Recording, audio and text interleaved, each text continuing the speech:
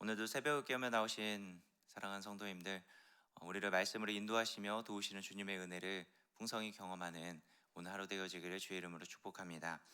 예수님의 가르침은 그 당시 사람들에게는 굉장히 큰 충격으로 다가왔을 것입니다. 왜냐하면 사회 통념적으로 받아들였던 그 가치관들을 좀 뒤집어서 해석하고, 또 정말 하나님의 뜻이 무엇인지를 밝히 보여주기 위해서 그 사람들이 당연하게 여겼던 것들을 당연하지 않게끔 말씀하시는 예수님이셨기 때문입니다. 그래서 그런지 종교 지도자들이 예수님을 죽이고자 마음을 먹었던 이유 중에 하나도 바로 이러한 것이었죠. 종교 지도자들이 가르쳤던 그 가르침과는 다른 반대되는 이야기들을 너무나도 많이 하셨기 때문에 예수님이 어쩌면 이 십자가를 지는 그 길 가운데 종교 지도자들이 더 반응을 하지 않았을까라는 생각이 듭니다. 오늘 본문에 보면은 바리새인이 예수님 앞에 나와서 한 질문을 하죠. 이혼을 하는 것이 옳습니까? 라는 질문을 합니다. 어, 그런데 예수님에게 이런 질문을 하는 이유는 딱 하나였죠. 예수님을 시험하기 위해서였다라고 이야기를 합니다.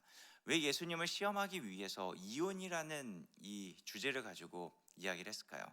이혼이라는 것은 어쩌면 그 사회 통념적으로 굉장히 흔히 유행했던 것처럼 느껴집니다.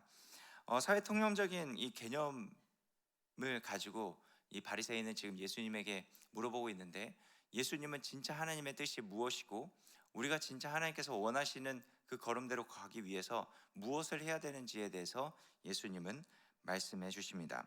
오늘 본문을 보면은 말씀을 어떻게 해석하는지에 대한 확연히 다른 두 사람이 나타나십니다. 한 부류는 자의적인 해석을 하는 바리새인이 있고요. 또 한 분은 바로 통전적 시각으로 말씀을 해석하는 예수님이 나타나집니다. 바리새인들은 어떻게 해석을 하고 또 예수님은 어떻게 이 말씀을 해석하는지를 오늘 본문을 통해서 함께 살펴보기 원합니다. 바리새인들이 예수님을 시험에 빠뜨리기 위해서 아내를 버리는 것이 옳습니까? 라고 묻죠. 그러자 오히려 그들의 물음 가운데 예수님은 되묻습니다. 야, 모세가 너희에게 무엇이라고 명령하였냐? 라고 물으시죠. 이 물음은 이런 것과 같을 것입니다. 야, 너희가 지금 이 말씀을 어떻게 해석하고 있고 너희는 이 말씀을 어떤 의미로 받아들이고 있냐라는 물음이죠. 그러자 이 바리새인들이 이렇게 대답을 합니다. 4절 말씀을 같이 함께 볼까요? 4절입니다. 시작.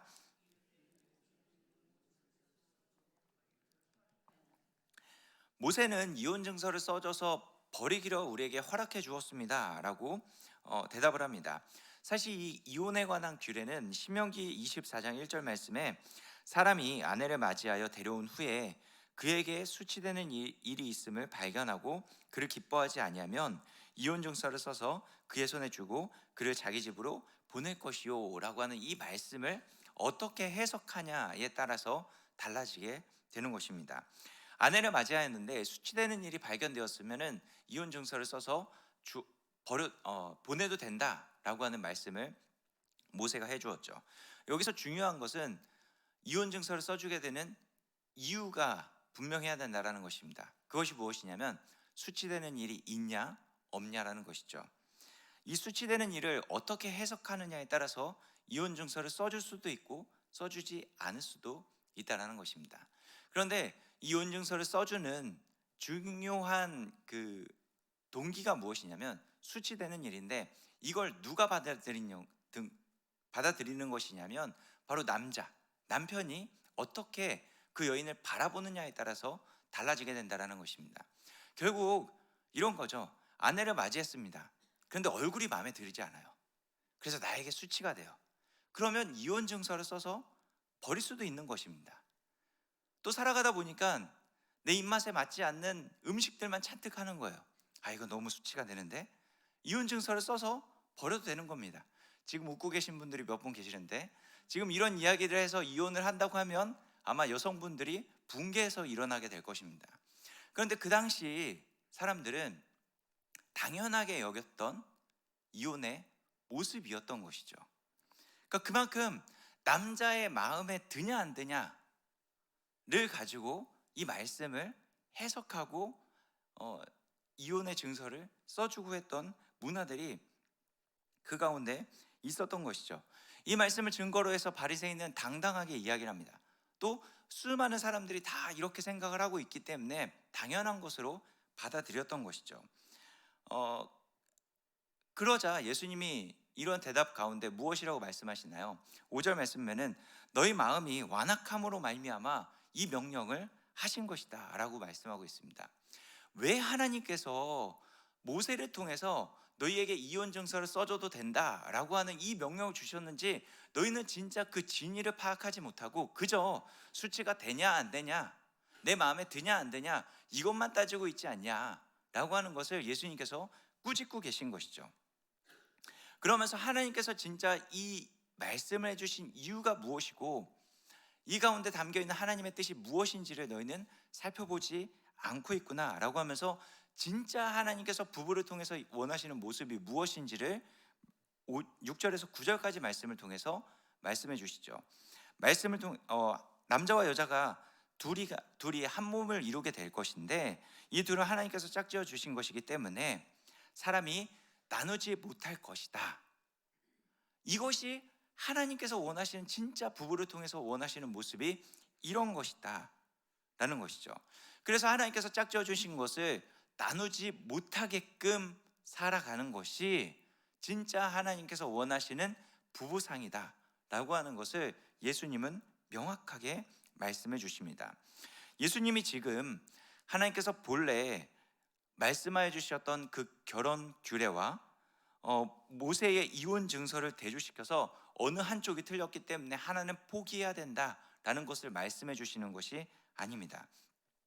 예수님께서는 우선 먼저 되어져야 하는 규범이 무엇인지를 살펴주고 계시는 것이죠.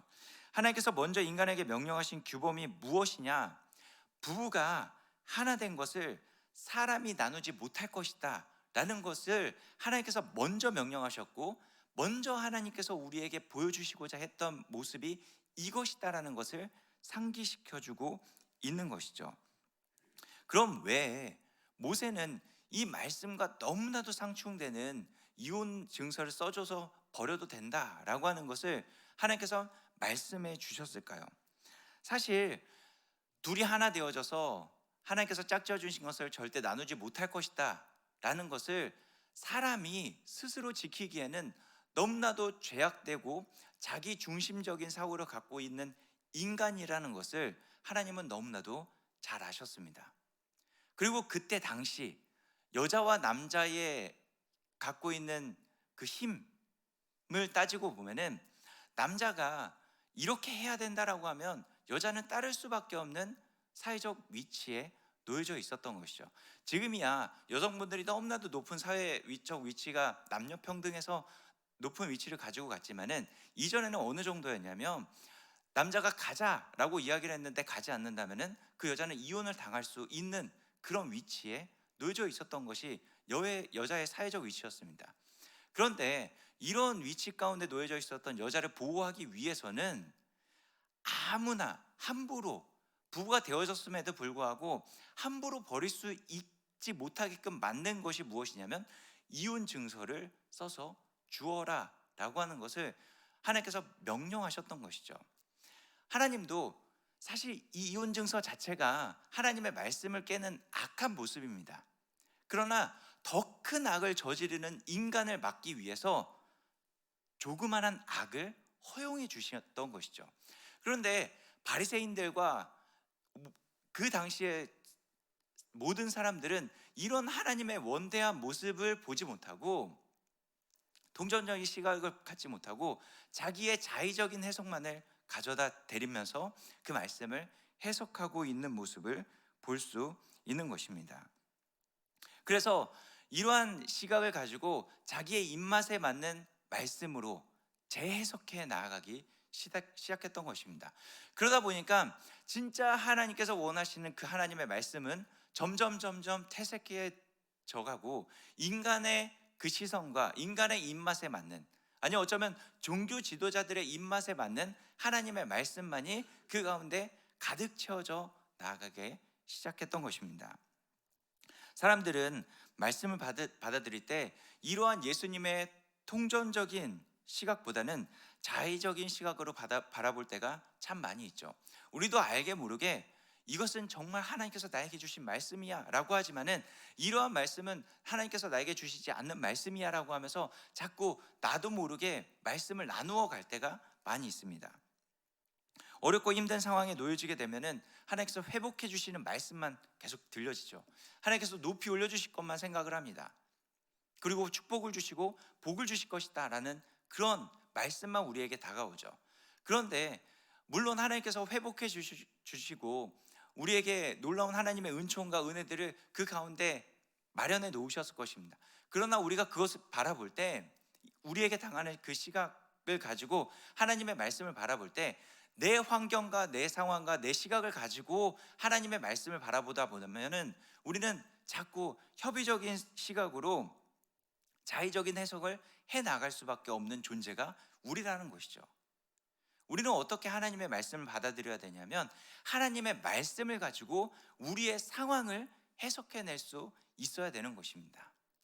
그 말씀은 무한하신 하나님께서 말씀하신 무한한 하나님의 말씀이기 때문에 그 무한한 하나님의 말씀으로 우리를 해석해 나아가다 보면은 우리의 삶은 하나님의 그 무한을 경험할 수 있는 놀라운 축복의 장이 되어질 수 있다라는 것이죠. 그러나 바리새인들처럼 우리의 자의적인 아주 협의한 시각으로 하나님의 말씀을 해석해 나아가다 보면은 우리는 우리의 시각 안에서 우리의 협의적인 그 마음 안에서 하나님의 무한함을 경험하지 못하게 되어지는 것입니다. 그래서 자의적인 시각을 가지고 하나님의 말씀을 해석해 나가는 사람들을 보다 보면은 하나님의 말씀을 이야기하지만 자세히 들여다 보면은 맞는 것 같은데 조금은 틀린 다른 의미로 말씀을 해석해 나갈 때가 참 많이 있죠. 그리고 또 이러한 자의적 해석을 하는 사람들의 모습을 보다 보면은 대부분 자신들의 틀에 갇혀서 이야기할 때가 많이 있습니다. 그래서 자기 나름대로의 규범을 만들어 놓고 이것이 진짜 신앙이다라고 다른 사람들을 판단하고 정죄하고 하는 그런 일들이 많이 발생을 하게 되어지는 것이죠. 대표적인 사람이 바리새인과 같은 사람들이었죠. 우리는 예수님의 이 통전적인 시각을 가지고 말씀을 바라보고 그런 통전적인 시각을 가지고 하나님을 섬길 수 있어야 됩니다. 말씀을 해석할 때도 지금 받아들이고 있는 해석이 진짜 하나님께서 우리에게 원하시는 또 우리 하나님의 진짜 뜻에 합당한 해석인지를 발견해낼 수 있는 시각이 필요합니다. 그러기 위해서는 사실 교회에서 지금 하고 있는 성경대학이나 교리대학에 참석하셔야 됩니다. 왜냐하면 이러한 시각을 갖기 위해서는 말씀을 해석할 수 있는, 말씀을 바라볼 수 있는 시각이 있어야 되기 때문이죠. 그러다 보면 자의적인 해석이 아니라 통전적인 시각으로 무한하신 그 하나님을 우리는 경험할 수 있게 될 것입니다. 하나님은 말씀을 통해서 우리를 이끌어 가십니다. 우리에게 주신 수많은 규범들이 있습니다. 그러나 그 규범을 주면서 너희는 이것을 1.1획도 틀리지 않게끔 반드시 지켜야 된다라고 사실은 우리에게 명령하시죠. 그러나 중요한 건 우리는 그것을 지킬 수 있는 능력이 없는 자들입니다. 그렇기 때문에 하나님은 여러 가지 것들을 허용해 주시면서 그 말씀을 지킬 수 있게끔 우리를 이끌어 나아가신다는 것이죠. 그렇기 때문에 우리는 조금 우리에게 주신 진리는 절대 불가하게 어느 누구도 건드릴 수 없는 것이지만은 그 말씀을 지켜 나아가는 데 있어서는 우리는 좀 유연성을 가지고 접근해 나아갈 필요가 있다라는 것이죠. 그러다 보면은 우리를 정말 유연하게 이끌어 가시면서 우리의 상황과 우리의 기질과 우리의 형편과 우리의 모든 것을 아시는 그 하나님께서 얼마만큼 우리를 세심하게 이끌어 가시는지를 우리는 풍성히 경험할 수 있게 될 것입니다. 지금 우리에게 가지고 있는 시각은 어떠한 시각입니까? 우리가 바리새인처럼 혹시 자의적인 해석으로 우리의 정말 협의적인 시선만 가지고 신앙생활하고 있진 않나요? 오늘 이 예수님의 통전적인 시각을 가지고 무한하신 하나님을 경험하는 우리 모두가 되어지기를 주의 이름으로 축복합니다. 함께 기도하겠습니다.